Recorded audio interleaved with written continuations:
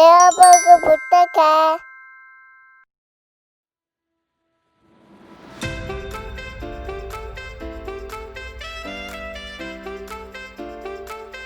안녕하세요, 딜림입니다. 네, 오늘은 내 월급을 부탁해. 네, 시애틀에서 날아온 구독자의 사연입니다. 네, 어떤 사연인지 바로 한번 만나볼게요. 네, 안녕하세요, 딜림. 항상 너무너무 잘 보고 있습니다. 자, 저희는 시애틀에 살고 있는 10개월 된 신혼부부입니다. 네, 저희의 계획에 조언을 좀 구하고자 연락을 드립니다. 저희가 빚을 모두 갚고 저축을 해서 2년 후에 종잣돈 마련을 목표로 1억 5천 정도로 모을까 해요. 근데 조언을 좀 구하고 싶습니다. 월급 850만 원이고요. 두 분 합해서겠죠. 그리고 고정 지출이 있고, 그리고 자동차 대출금, 그리고 개인 대출 120만 원이 나간다고 하셨습니다. 그리고 월세가 60만 원이라고 하셨는데, 건강보험 5만 원, 자동차 보험 20만 원, 식비 50만 원, 그리고 차에 넣는 그런 유류비 같은 그런 거 10만 원, 그리고 생필품 10만 원 이렇게 나간다고 해주셨어요. 자, 이게 사연이 받은 지가 조금 됐어요. 5월부터 식비를 반으로 줄이고 기타 생필품에 들어가는 것 또한 많이 줄였습니다. 가계부를 쓰는 것처럼 이렇게 적어서 좀 많이 줄이셨던 것 같아요. 자, 그런데 이제 제가 이게 제가 이걸 이제 준비하면서 보니까 미국이랑 우리나라랑 크게 차이가 있진 않아요. 물론 그 내용은 여러분들이 이제 제가 이 진행하는 내용을 들으시면 우리나라랑 비슷하네 라고 생각을 하실 수도 있지만, 또 미국이랑 한국이랑은 또 지리적인 위치도 다르고 또 나라의 그런 관련 법들도 다르죠. 세법도 다르고. 그래서 제가 이게 미국을 아무리 찾아봐도 제가 현지에 있는 사람만큼 그렇게 체감한다거나 많이 알지는 못하잖아요. 그래서 저희 가족 중에 미국에 또 거주를 하시는 분이 계세요. 그래서 제가 좀 그분에게 또 많이 여쭤봤어요. 미국의 월세라든지 미국 부동산 시장에 관련된 부분이라든지 이런 거 저런 거 좀 많이 여쭤보고, 또 이렇게 정리를 해서 그냥 좀 많이 적었죠. 그래서 이렇게 적어서 좀 정리를 해서 가지고 왔습니다. 그래서 저의 의견과 함께 또 현지 의견을 같이 덧붙여서 또 좀 내용을 알려드리고 조언을 드리려고 해요. 내어보고 부탁해. 자, 우선 이분이 시애틀에 거주를 하고 계신데, 이건 오늘의 TMI인데, 네, 여기 아마존이랑 마이크로소프트사가 있는 굉장히 또 큰 도시 중에 하나죠. 미국은 큰 도시가 많이 있는데, 또 미국은 우리나라랑은 좀 다른 게, 거기는 워낙 크다 보니까 또 주별로 또 이렇게 법이 다르게 제정이 되죠. 그래서 뭐 부동산 관련 이런 걸 여쭤봐도 주마다 달라가지고 딱 찍어서 얘기를 할 수 없는 부분도 있긴 하더라고요. 근데 제일 이제 세율이 좀 낮은, 부동산 보유세가 낮은 뭐 이런 곳들이 몇 군데가 있긴 하더라고요. 하지만 시애틀은 미국에서 큰 도시 중에 하나고 또 많은 사람들이 모여있고 이런 큰 회사들이 있기 때문에 물가가 그렇게 싸지는 않다는 점 참고를 해야 될 것 같습니다. 자, 우선 이 사연을 보내주신 구독자님이 첫 번째 사연을 한번, 또 질문을 한번 보도록 하겠습니다. 네, 550 정도를 저금하는 셈 치고, 이분이 원래 350만 원이 월급이라고 하셨어요. 이 두 분이 부부 합해서인 것 같은데, 이 중에서 이제 나머지 금액을 쓰고, 이제 550만 원 정도를 저금하는 셈 치고 매달 주식 계좌에 넣으려고 하는데, 괜찮은 생각인지요? 아니면 종잣돈 모을 때까지 그냥 은행에 넣는 게 안전할까요? 라고 하셨는데, 미국의 은행도 이율이 1% 미만이라고 하더라고요. 그래서 뭐 너무나도 솔직히 큰 메리트는 없겠죠. 자, 그리고 550 정도를 저금하는 셈 치고 매달 주식계좌에 넣을까요? 하는데, 우선 신혼부부라고 하셨으니까 이게 자금 계획에 대한 얘기를 안 해주셔서 제가 알 수는 없지만, 앞으로 살면서 한 3년, 5년 정도 목돈이 필요할 시기가 없을까요? 뭐 자녀 계획이 있는지 없는지도 모르겠고, 또 어떻게 이제 또 뭔가를 살 계획, 부동산을 사고 싶다든지 뭐 집을 살 계획이라든지 이런 부분이 있다면 주식을 넣는 게, 여러분 뭐 좋다 나쁘다를 얘기할 수는 없지만, 이게 내가 특정 시점에 돈이 필요할 때 찾으려는 시점에 주식이 마이너스면 이렇게 손실을 보고라도 찾아야 되는 부분이 있고, 또 플러스면 당연히 다행인 거지만, 이게 주식이 오르고 떨어지는 시점을 정확하게 잡을 수 없기 때문에 내가 돈이 필요한 시점과 어떻게 머물지 몰라서, 저는 이제 그런 계획부터 우선 계획 밑에서 이제 주식 투자를 할지 말지를 결정을 하셔야 될 것 같고, 그리고 저는 좀 장기적으로 투자를 하는 게 아무래도 주식을 하는 게 좀 맞는 방향이라고 생각을 하고, 그리고 만약에 하게 된다면 한꺼번에 많은 금액을 넣기보다는 점차적으로, 그러니까 나눠서 적금식으로 조금씩 넣다가 비중을 조금씩 키워가는 게 좋다고 생각을 해요. 그래서 처음에는 이제 넣으려고 했던 금액 10%? 그러니까 550이면 한 50만 원 정도를 주식에 넣어보다가 또 주식이 좀 떨어지거나 본인이 이제 계속 넣고자 하는 관심 있는 종목에 넣다가 또 떨어지면 넣고 또 조금씩 나눠서 넣고 한 달에 한 주씩 사기라든지 이런 식으로 좀 꾸준히 넣다가 비중을 점차적으로 늘려나가고 또 일부는 또 저축으로 가져가고 이렇게 하면 좀 좋을 것 같다라는 생각이 들어요. 이게 여러분 그 튜닝의 끝은 순정이라고 하잖아요.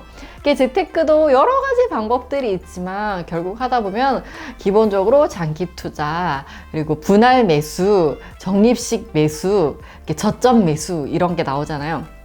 결국 그게 가장 안정적이고 심리적으로나 금전적으로 좀 안정적으로 가져갈 수 있는 부분이 있기 때문에 좀 그런 투자 방법들이 뭐 기본적인 거 아니라고 하시지만 그게 가장 정석적이고 가장 좀 편안한 그런 방법이라고 생각을 해요. 그래서 이런 부분들도 좀 참고를 하셨으면 좋겠습니다.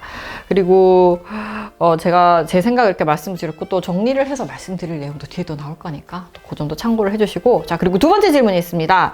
자 그리고 궁금한 게 대출금이 1,500만 원 정도 남았는데 이걸 먼저 갚는 게 좋을까요? 빚은 나중에 갚는 게 좋다고 하셔서 이렇게 이모티콘을 하나 넣어주셨어요. 자 이건 이자가 싸고 목돈을 잘 활용할 수 있다면 유지를 하는 게 맞겠죠. 근데 그냥 목돈이 그냥 있고 따로 활용을 하는 게 아니라 그냥 이자만 나가고 있다면 갚는 게 맞겠죠. 근데 이제 이 갚는다는 것도 대출을 이제 받기가 쉬우면 갚고 또 다시 내면 되니까 상관이 없는데, 이건 대출이 좀 어렵다면 좀 그런 비용 부담하더라도 목돈을 가지고겠다 필요할 때 또 쓰는 것도 나을 수도 있겠죠. 자 그래서 미국 같은 경우에는 신용대출까지는 제가 자세히 할 수는 없지만 최근 이제 기사를 보니까 미국의 담보대출도 3%대 뭐 2.99%대까지 떨어졌다고 하더라고요. 그러니까 우리나라랑 큰 차이가 있진 않은 것 같아요.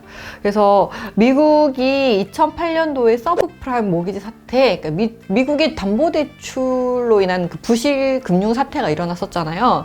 그때 2008년도까지는 이제 주택담보대출을 해줄 때 심사를 크게 하지 않았대요. 그래서 뭐 대출 모집인으로부터 대출을 쉽게 받았고 심지어 우스갯소리로 정말 이름만 있으면 대출을 다 해줬다는데 우리 집의 개 이름으로도 개의 명의로도 대출을 받을 수 있을 정도로 정말 심사 없이 막 대출을 해줘서 그런 이제 부실 그런 터져서 전 세계적인 금융 위기가 왔었죠.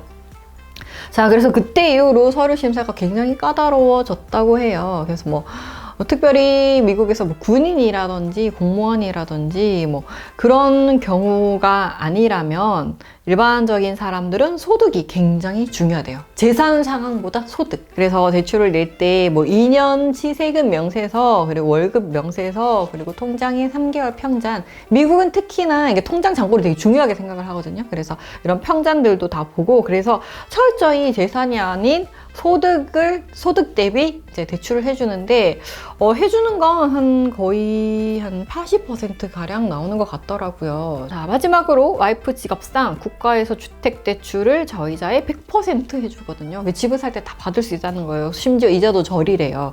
자, 집을 살 때 1억 5천만 원 모은 돈을 넣고 나면 이자 내는 돈은 줄겠지만 돈이 일을 안 하잖아요. 그래서 반절은 주식에 계속 놔두고 반절은 작은 집을 80% 대출을 받아서 사서 세를 놓으려고 이렇게 생각을 하고 계시다고 해요. 이렇게 월세를 주려고라고 하셨는데, 저는 딱 언뜻 보기에는 세를 놓겠다라는 그런 의미로 느껴졌는데, 본인이 월세를 들어가서 그럼 이렇게 세를 주고 본인이 또 월세를 사시는 건가요? 그게 조금 궁금하긴 해요. 자, 그래서 혹시 더 좋은 재테크 방법이나 뭐 유의해야 할 점은 없을까요? 라고 얘기를 해주셨습니다.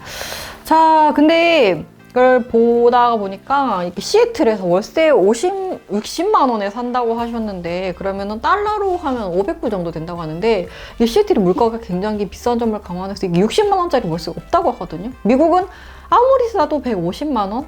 정말 그 정도인데 이게 어떤 형태의 월세인지를 모르겠어요. 그래서 이 부분이 좀 약간 아이러니한 부분이 있는데, 자 이렇게 미국의 부동산에 대해서 얘기를 했는데 우리 미국의 부동산을 아느냐? 모르잖아요, 여러분. 이제 한국 부동산도 생소한데. 그래서 미국 부동산에 대해서 이것저것 좀 물어보고 또 정보를 여러 가지를 제가 이렇게 가지고 왔는데 또 얘기를 한번 해볼까요? 자, 우선 미국의 서부에서 굉장히 좀 IT로 유명한 그런 지역이 있죠. 여러분들 책에서 한 번씩 보셨을 거예요. 실리콘밸리라고. 여기가 이제 전 세계 테크 회사들 그리고 인력들이 모두 모여 있는 아주 IT로 핫한 그런 지역이잖아요. 예전부터 핫했고 지금도 핫하고. 자, 근데 여기가 실리콘밸리. 밸리라는 거는 아마 계곡이 포함되어 있는 그런 지역이기 때문에 밸리라는 지역명이 붙었겠죠. 자, 그래서 여기 실리콘밸리에 대한 얘기를 들었는데 여기가 우리나라로 치면 약간 강남 같은, 왜냐면 굉장히 좀 유수의 기업들이 있고 그러다 보니까 워낙 거기 이제 다니는 직원들이 그 근처에서 이제 살게 될 거고 그러다 보니까 수요가 있고 그래서 뭐 집은 한정되어 있고 그러니까 계속 집값이 많이 올랐겠죠. 그리고 이제 워낙 또 인텔리한 그런 분들이 많이 모여 있는 그런 기업 사람들이다 보니까 집값이 굉장히 많이 올라서 우리나라의 강남과 좀 비슷한 느낌이라고 해요. 서부의 실리콘밸리에는 뭐가 있냐면 여러분, 우리가 많이 아는 사과 회사 있죠. 애플, 페이스북, 인텔, 야후와 같은 이런 유수의 전 세계적인 그런 그룹들이 모여 있습니다. 자, 여기 같은 경우는 이건 좀 여담이긴 한데 여러분, 애플이라 그러면 구글 캠퍼스처럼 굉장히 크고 막 좋은 회사일 거라고 생각을 많이 하시잖아요. 그리고 뭐 인터넷에 보면 요즘 뭐 애플 사업도 지어졌다 뭐 이런 이미지도 굉장히 많이 돌아다니던데, 여기는 애플이 초창기부터 여기서 시작을 했기 때문에 애플이 이렇게 큰 캠퍼스의 형태로 있다기보다는 이렇게 주거지와 사무실이 혼합되어 있대요. 그러니까 이 집 옆에 애플 사무실 조그만한 게 있고 또 이 집 옆에 또 애플 사무실 조그만한 게 있고, 그래서 실리콘밸리와 애플이 아주 그냥 같이 이렇게 좀 같은 공간에 있다고 해야 되나? 아무튼 그런 곳이라고 해요. 그래서 이거는 듣고 우와 이랬었는데, 여기는 지진대 쪽에 들어가는 지역이래요. 그래서 아파트가 고층 아파트가 있는 곳이 아니라 아파트라고 해도 4층, 5층 정도 이렇게 저층의 그런 건물들이 많이 있고요. 그리고 우리나라는 좀 사용이 좀 되고 오래 살았으면 재개발을 많이 하잖아요. 근데 미국 같은 경우는 재개발보다는 오래된 건물도 그냥 유지해서 보수해서 살려고 한 그런 경향이 굉장히 강하대요. 그래서 실리콘에 이제 들어가려고 하면, 여러분 우리도 왜 뭐 어떤 특정 지역에 굉장히 좀 학군이나 아니면 굉장히 그런 지역에 들어가려면 입성할 때 최소 얼마를 가져야지 이제 들어갈 수 있다 뭐 이런 게 있잖아요. 자, 여러분, 실리콘밸리에 4인 가족이 살만한 집의 시작 비용은 얼마일까요? 자, 얼마일까요, 여러분? 생각하셨나요? 네, 무려 실리콘밸리에 입성을 하려면 4인 가족이 살려면 20억을 가지고 들어가야 조그마한 방 한 칸이라도 구해서 살 수가 있다고 합니다. 네, 실리콘밸리도 2011년 이후에 집값이 거의 2배 정도 상승을 했다고 해요. 그래서 이런 실리콘밸리에서 살 수 있는 집을 같은 평수, 사용 연수도 요런 좀 짧고 요런 집은 5억 정도면 구할 수가 있대요. 그러니까 집값이 엄청나게 차이가 나죠. 자, 그리고 뭐 보스턴 시내나 캠브리지, MIT, 여러분 MIT는 들어보셨죠? MIT 대학 쪽도 방 2개에 30평 미만인데도 막 10억씩 이렇게 한대요. 심지어 이런 집도 막 최근에 지은 집이 아니라 막 1800년대 지었던 1900년대 지었던 아주 오래된 집인데도 불구하고 10억씩이나 한다고 합니다. 자, 그리고 또 이런 곳은 집값이 좀 높은 편이긴 하지만 또 미국 중부 쪽에 뭐 시카고라든지 아이다호라든지 좀 이렇게 좀 굉장히 집도 좋고 경치도 좋고 하지만 약간 외딴 데일 수도 있겠죠. 이런 데는 집이 굉장히 컨디션이 좋은데도 불구하고 1억이면 또 살 수 있는 곳도 있다고 해요. 그러니까 미국이나 우리나라나 그런 주변 환경이라든지 역세권, 학군 이런 거 영향을 굉장히 많이 받는다고 볼 수 있죠. 집값도. 그리고 최근에 이제 미국에서도 워낙 뭐 집을 많이 샀다, 코로나 이후로 인해서 재택근무가 증가를 하면서 집을 많이 산다, 그 주택담보대출이율도 3%대이기 때문에 뭐 대출을 내서 집을 산다 이런 얘기도 굉장히 많이 있습니다. 그래서 재택근무를 하면서 뭐 인테리어나 이런 업종들도 굉장히 또 많이 또 주가가 상승을 했다고 하고, 그래서 집을 월세를 살기보다는, 미국이 월세를 많이 살지만 또 요즘 또 월세보다 또 주택 매매를 많이 한다고 해요. 미국이나 이런 데는 월세를 많이 산다라는 걸로 알고 있는데, 그렇게 하는 이유는 부동산을 소유하면 보유세가 또 비싼 편이에요. 미국은 또 달달이 나가고, 그래서 이제 보유세가 이제 주마다 좀 다르기는 한데, 이제 보유세가 한 1.2% 정도라고 가정을 했을 때 10억짜리 집을 만약에 보유하게 되면 월 100만 원씩 보유세가 나가게 됩니다. 연간 1200만 원의 세를 내야 되니까. 자, 그리고 보유세에서 끝이냐? 자, 아닙니다. 이게 관리비가 있어요. 미국에는 HOA라고 해서 주택소유협회라는 게 있는데, 우리는 이제 아파트를 살면 뭐 관리비에서 이런 걸 다 관리를 하고 하지만, 미국은 건물에 대한 관리가 굉장히 엄격하다고 해요. 그래서 뭐 조경이라든지 건물을 전문적으로 관리하는 비용을 월 30만 원에서 50만 원 정도 내게 됩니다. 물론 공과금은 제외예요, 여러분. 전기세, 물세는 다 제외고. 자, 그렇게 해서 이게 보유세나 기본적인 이런 아까 말씀드렸듯이 만약에 10억짜리 집을 가지고 있으면 월 100만 원의 보유세에 관리비 뭐 예를 들어 50만 원, 150만 원이죠. 공과금까지 하면 한 뭐 180만 원 정도. 꾸준히 이게 나가게 돼요. 그러니까 이걸 보유를 하면 기본적으로 나가는 세금이 있으니까 이게 좀 부담스러운 사람들은 오히려 월세를 살게 되는 거죠. 그래서 미국에는 보유세가 굉장히 높다. 그리고 주택을 관리하는 비용도 굉장히 높다. 그래서 차라리 그냥 맘 편하게 월세를 사는 사람들도 굉장히 많다. 우리나라랑 좀 주택 관련 그런 내용이 다르지만, 자, 그래서 아까 질문을 주셨던 내용을 한번 접목을 해서 생각을 해보면, 보유세, 그리고 관리비, 대출 이자, 이런 것들을 다 따졌을 때 본인이 만약에 건물을 사서 월세를 줬을 때 받는 소득과 그리고 보유세, 관리비, 대출이자 이런 것들을 다 감안했을 때 비교를 해보셔야 돼요. 물론 이런 걸 비교를 할 때는 변수까지 다 계산을 해야 됩니다. 그래서 드는 비용과 내가 들어간 총 비용과 내가 세를 놨을 때 얼마를 받을 수 있는지 이런 것들을 계산을 해서 그래도 내가 집을 사서 세를 주는 게 더 이득이다 하면은 보유를 하시는 게 나을 수도 있고요. 그런데 아니다, 이게 비슷하다거나 아니면 오히려 더 떨어진다거나 하면은 오히려 세를 주는 게 오히려 손해일 수도 있죠. 차라리 집을 사서 내가 그냥 월세를 안 내고 그냥 내가 그 집에 들어가서 살면서 주담보대출을 갚는 게 나을 수도 있어요. 요즘 또 월세 공실률이 굉장히 높다라고 하더라고요. 아무래도 주택을 매매하고 그리고 도심지에 사는 것보다는 좀 월세가 싼 외곽에 거주를 해도 재택근무를 하다 보니까 별로 그런 비싼 월세, 위치 좋은 곳에 있어야 될 이유가 없다. 이렇게 해서 요즘에는 월세 공실률도 굉장히 높기 때문에 집을 이게 비용이 내가 보유하고 세를 주는 비용이 더 낮다고 생각하지만 이게 세를 못 받을 리스크도 여러분들이 계산을 하셔야 돼요. 그래서 이런 부분도 잘 고민을 하셔야 되고, 그리고 부동산을 살 때 내가 비싸게 주고 사게 되지만 결국 비싸게 주고 사면 그만큼 위치나 여러 가지가 좋기 때문에 나중에 팔 때도 그런 점들이 이점이 있어서 팔 때도 훨씬 더 쉽다는 점, 이런 점들도 참고를 하셔야 돼요. 내가 싸게 산다고 해서 싸게 샀는데 만약에 이게 니즈가 없어서 안 팔리면 결국 그것도 돈이 묶이는 거거든요. 그래서 이런 부분도 잘 참고를 하셔야 될 것 같습니다. 자, 그리고 과거에 이제 내가 사려고 하는 부동산이 만약에 있다 하면은 부동산 상승률은 얼마나 되었는지 그리고 몇 배나 올랐는지 이런 부분들도 잘 체크를 해서 이렇게 수요도 잘 체크를 하시는 게 중요하다는 말씀을 드리고 싶습니다. 자, 그리고 이렇게 부동산 투자나 여러 가지 주식 투자 이런 것도 많이 고려를 할 수 있지만 또 금융상품에도 투자를 할 수가 있죠. 꼭 주식만 투자가 아니고 부동산만 투자가 아니듯이 여러 가지로 분산해서 넣어놓는 것도 하나의 투자 방법입니다.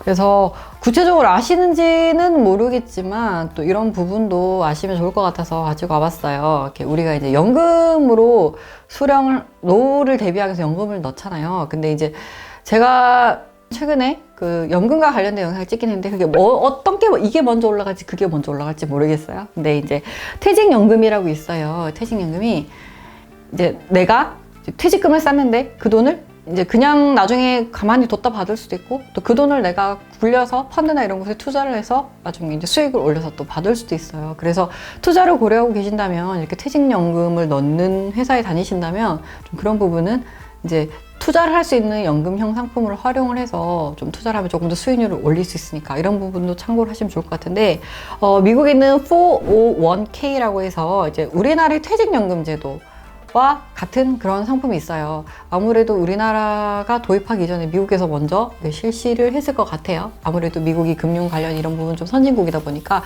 그렇게 제도를 시행하면서 우리나라도 같이 도입을 하지 않았을까라는 생각을 했는데, 이게 확정 기여형 상품이라고 해서 제가 앞서 말씀드렸던 것처럼 연금 상품을 펀드나 이렇게 투자형 상품에 넣을 수도 있습니다. 그렇게 하면 이건 단순히 투자를 하는 게 목적이 아니라 이렇게 소득 공제가 돼요. 그래서 연간 14,000불 정도 소득 공제를 해주고, 그리고 이제 일부 기업에서 지원을 해주기 때문에 본인이 다닌 회사가 이걸 지원을 해주는지 확인을 한번 해보셔야 됩니다. 자, 그래서 내 월급에 이제 회사가 반을 지원을 해주고 또 내가 반을 내고 내가 1,000만 원 만약에 넣게 되면 좀 좋은 회사는 500만 원을 지원해주고 제가 500만 원을 넣게 되는데 이제 투자 가능한 펀드에 이제 이렇게 포트폴리오를 짤 수 있다 이런 점 참고를 하시면 될 것 같고요. 그리고 수입이 5천만 원이다, 연소득이 5천만 원이다 하시면은 이 연금으로 1,000만 원을 넣으면 또 세제 혜택을 받을 수가 있습니다. 그래서 이런 부분은 대신 중도 해지는 안 되니까 연금이니까 중도 해지는 안 되니까 이런 부분 참고를 하시고 또 세제 혜택을 받으면 세금 혜택도 받으면서 나중에 내 노후 자금을 이렇게 투자를 해서 수익을 올릴 수 있는 여러 가지 토끼를 잡을 수가 있죠. 그래서 이런 점도 참고를 하시면 도움이 될 것 같습니다. 자, 시애틀에서 온 구독자의 내 월급을 부탁해. 자, 솔루션 지금까지 다 얘기를 해드렸지만 또 정리를 한번 해보도록 하겠습니다. 자, 부동산을 살까 말까 고민을 하셨는데 부동산은 좀 여러 가지 비용을 다 따져서 뭐 세금과 관련된 부분이라든지 취득하는 부분 그리고 대출 이자를 내는 부분과 내가 세를 놨을 때 그 월세를 받는 것과 금액을 비용을 비교해 봤을 때 어느 부분이 더 이득인지 모든 변수를 다 고려해서 월세를 놓을 거면 뭐 대출 비용이라든지 여러 가지 관리비 드는 부분 있죠. 그런 비용이라든지 그리고 또 세가 안 나갈 위험 세가 안 나갔을 때 몇 달이 최근에 내가 사려고 하는 물건에서 세가 얼마나 안 나갔는지 세가 얼마나 잘 나가는지 이런 부분들까지도 모든 변수들을 다 체크했을 때 단 1%라도 이득이라면 주택을 사실 것을 추천을 드리고 혹시나 또 만약에 안 나가거나 하면 내가 들어가서 살아야 될 상황이 올 수도 있어요. 그래서 이런 점까지 모두 다 고려를 해서 좀 주택 구입은 좀 신중하게 했으면 좋겠어요. 주식 투자를 하게 된다면 목돈이 너무 많이 묶이면 안 되니까 본인의 작은 계획에 따라서 조금씩 나눠서 넣으시거나 부담되지 않은 선에서 점차 비중을 늘려가시기를 추천을 드리겠습니다. 자, 그리고 주식을 하려면 아무래도 공부가 필요한 것 같아요. 그래서 퇴직연금을 뭐 인덱스형에 넣어본다든지 여러 가지 펀드에도 넣어보시고 또 주식도 조금씩 매수를 하면서 좀 공부를 하면서 최대한 내 돈을 잃지 않고 지키고 또 불려나가는 방향으로 하시면 도움이 될 것 같아요. 자, 그리고 아까 제가 말씀드렸던 퇴직연금 그런 소득공제 상품 이런 상품도 금융상품들도 잘 활용을 해서 세금도 절약을 하고 노후 대비도 하고 또 같이 투자 효과도 누리는 일석삼조의 그런 효과를 누리시길 바랍니다. 네, 오늘 시애틀에서 온 내 월급을 부탁해 같이 한번 살펴봤습니다. 본인의 그런 재무 관련 설계보다는 고민 좀 약간 어떻게 보면 길고 큰 인생에 대한 고민인데 같이 한번 얘기를 나눠봤어요.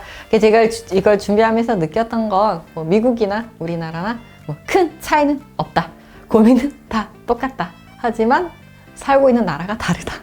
이런 정도였던 것 같습니다. 근데 여러분들도 많이 고민 있으실 텐데 많이 또 고민할 필요도 있고 또 이렇게 여러 가지 상품에 대안이 있으니까 너무 하나에만 주식, 부동산, 뭐 금융상품 이걸 골고루 가져가시는 게 중요한 것 같아요. 그래서 이런 부분들도 잘 참고를 하셔서 여러분들의 재무계획, 인생계획을 잘 세우시길 바랍니다. 오늘의 내 월급을 부탁해는 여기까지였고요. 또 재무상담이 필요하신 분들은 메일이나 아래 링크로 사연 많이 남겨주세요. 그럼 전 다음에 더 재미있는 내 월급을 부탁해로 찾아뵙겠습니다. 우린 다음 영상에서 만나요. 안녕!